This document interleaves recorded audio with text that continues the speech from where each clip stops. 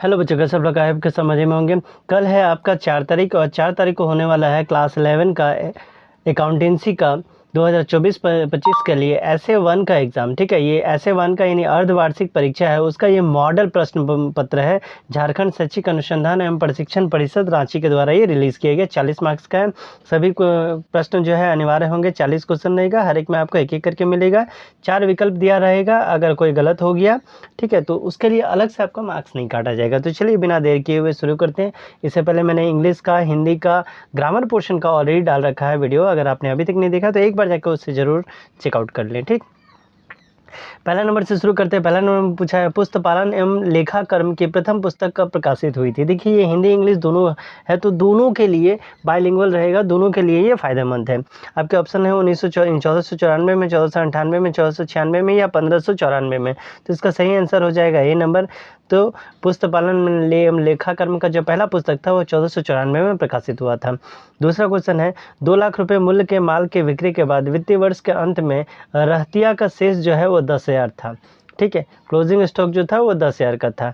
तो यह एक क्या है, एक घटना है, एक लेन देन है, एक लेन देन के साथ एक घटना है, ना एक लेन देन है ना एक घटना है। तो इसका क्या हो जाएगा, तो ये एक हो जाएगा क्योंकि एक घटना है। तीसरा नंबर आपसे पूछा गया है, अचल संपत्तियों में सम्मिलित होते हैं फिक्स्ड एसेट्स में किसको हम लोग ऐड करते हैं, अंतिम स्टॉक का, अग्रिम भुगतान का, फर्नीचर का या रोकर को। तो 3 का हो जाएगा सी नंबर, फर्नीचर को करते हैं। 4 नंबर है, निम्नलिखित में से कौन सा व्यय नहीं है, which of the following is not an expenses. कौन सा नहीं है, सैलरी जो है, वेतन, किराया, क्रय या आरोहण। इसमें से कौन सा नहीं है, तो आरोहण यानी ड्राइंग जो होगा ये है, इसमें शामिल नहीं होगा। इसके बाद आते हैं 5 नंबर में। 5 नंबर में आपसे पूछा गया है, एक व्यवसायी द्वारा लेखांकन के किस स्वरूप को अपनाया जाता है, लागत लेखांकन को, वित्तीय लेखांकन को, कर लेखांकन को या प्रबंध। यानी आप अगर एक बिजनेसमैन हैं तो कौन सा अकाउंटिंग का फॉर्म को आप अपनाएंगे। तो सही आंसर हो जाएगा बी नंबर।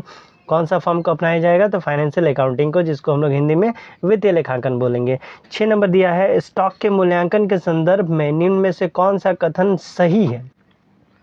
स्टॉक का मूल्यांकन किया जाता है, किसके तहत किया जाता है, लागत मूल्य पर, बाजार मूल्य पर, या लागत या बाजार मूल्य दोनों में जो कम हो, या लागत या बाजार मूल्य जो दोनों में अधिक हो। तो 6 का क्या हो जाएगा, तो 6 का सी नंबर हो जाएगा, लागत या बाजार मूल्य जो दोनों में से कम है, इसमें से जो कम होगा उसके ऊपर बेस करके स्टॉक का जो वैल्यूएशन है वो किया जाता है। नंबर 7 में पूछा गया है, सतत व्यवसायी अवधारणा के अनुसार व्यवसायिक इकाई चालू रहेगी, किसके आधार पर चालू रहेगी। आपके ऑप्शन है अनिश्चित काल तक, अस्थायी रूप से, थोड़ा और नीचे देख लेते हैं, अस्थायी रूप से, या इसमें से कोई नहीं। तो देखिए इसका हो जाएगा ए नंबर, अनिश्चित काल तक जो है ये चल सकता है, डिपेंड करता है जिनका है उनके ऊपर। इसके बाद 8 नंबर में आपसे पूछा गया है, दोहरा लेखा प्रणाली का जनक लुइकस पेसियोली निवासी थे, कहाँ के, फ्रांस के, इटली के, ब्रिटेन के या अमेरिका के। ठीक है, तो ये कहाँ के निवासी थे, तो ये हो जाएगा नंबर बी, यानी ये इटली के निवासी थे। ठीक, इसके बाद हम लोग आते हैं 9 नंबर में, जहाँ आपसे पूछा गया है, दोहरा लेखा प्रणाली में प्रत्येक सौदे के पहलू होते हैं, कितने पक्ष होते हैं, 1 होते हैं, 3 होते हैं, 2 होते हैं या 4 होते हैं। तो 9 का हो जाएगा बी नंबर, इसके 3 पक्ष होते हैं। इसके बाद हम लोग आते हैं 10 नंबर में, जहाँ आपसे पूछा गया है, लेखांकन के नकदी आधार के अंतर्गत व्ययों का लेखा किया जाता है, भुगतान किए जाने पर, व्यय दिए जाने पर, माल का विक्रय होने पर, या इसमें से कोई नहीं। तो 10 का हो जाएगा ये नंबर, भुगतान किए जाने पर होगा। इसके बाद 11 नंबर में दिया गया है, मशीन का नकदी क्रय यानी purchase of machine for cash, ये कुल संपत्तियों को घटाता है, कुल संपत्तियों में कोई परिवर्तन नहीं करता है, कुल संपत्तियों में वृद्धि करता है, या उपयुक्त में से कोई नहीं। तो ये किसके अंडर में जाएगा, ठीक है, तो ये जाएगा किसके अंदर, बी नंबर में। कुल संपत्तियों में कोई परिवर्तन नहीं होता है, क्यों, जब हम मशीन का क्या करेंगे, नगद में क्रय करेंगे, यानी परचेज जो होगा वो हमारा कैश में होगा। 12 नंबर दिया गया है, डेबिट इसमें से क्या संकेत देता है, संपत्ति में वृद्धि, दायित्व में कमी, या पूंजी में कमी, या ये सभी का सभी। तो देखिए डेबिट में क्या होता है, संपत्ति में वृद्धि, हाँ होता है, ठीक है, दायित्व में कमी होता है, हाँ होता है, पूंजी में कमी होता है, ये भी सही है। तो 12 का हो जाएगा नंबर डी, ये सारा का सारा। कहीं पे डाउट अगर होगा तो आप कमेंट में मुझसे पूछ सकते हैं, मैं कोशिश करूंगा कि आपका कमेंट का आंसर जल्दी से जल्दी दे सकूं। 13 नंबर में दिया गया है अव्यक्तिगत खाता को वर्गीकृत किया जाता है। इम्पर्सनल अकाउंट जो है वो क्लासीफाई किया जाता है 4 भागों में, 8 भागों में, 2 भागों में, या इसमें से कोई नहीं। तो 13 का हो जाएगा सी नंबर, ये 2 भागों में जो है वो बांटा जाता है। इसके बाद 14 नंबर आपके पास है स्वामी का खाता डैश खाता है, वास्तविक खाता है, नाम मात्र खाता है, व्यक्तिगत खाता है, या इसमें से कोई नहीं। तो 14 का हो जाएगा सी नंबर, ये कौन सा खाता है, ये व्यक्तिगत खाता के अंदर में आता है। इसके बाद 15 नंबर में आपसे दिया गया है मुन्ना को नगद बेचे गए माल के लिए डेबिट किया जाता है। ये किसके अंदर आएगा?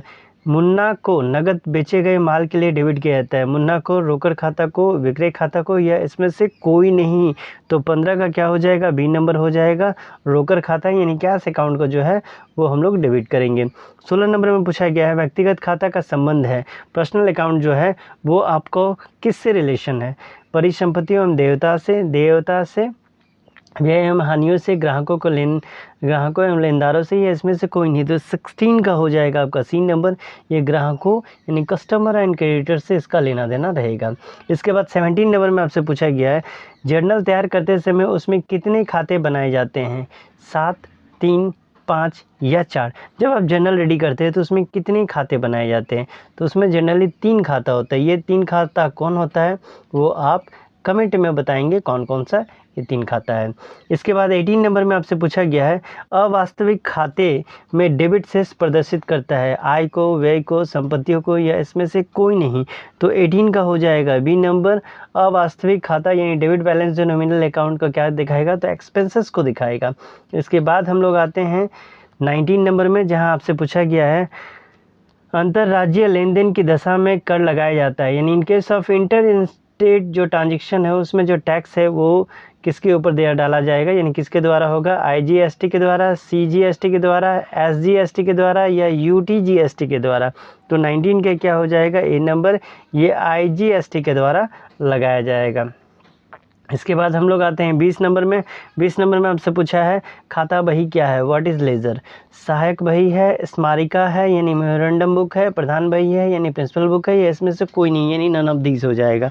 तो 20 का हो जाएगा सी नंबर, खाता बही क्या है? एक प्रिंसिपल बुक के तहत में ये आता है। तो ठीक है, ये था आपका अकाउंटेंसी का क्लास 11 का सेट 1। आपको जल्द ही इसका सेट 2 भी मिल जाएगा। आप तैयारी इसको अच्छा से कर लें।